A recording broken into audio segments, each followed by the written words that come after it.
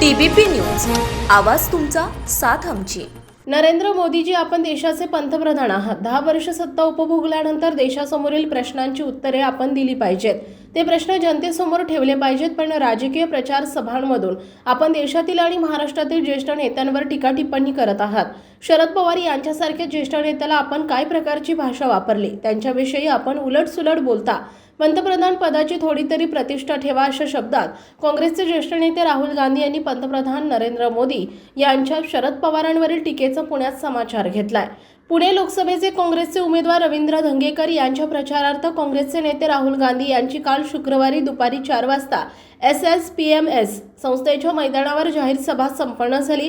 या सभेत राहुल गांधी यांनी काँग्रेसच्या जाहीरनाम्यातील अनेक घोषणांचा अर्थ जनतेला समजावून सांगत आगामी काळात काँग्रेस क्रांतिकारी निर्णय घेण्याच्या तयारीत असल्याचं सांगितलंय। जातनिहाय जनगणना, निवडणूक रोखे, बेरोजगारी, संपत्तीच्या बाबतीत वाढती असमानता, माध्यमांची भूमिका आदी मुद्द्यांवर त्यांची मते मांडली आहेत।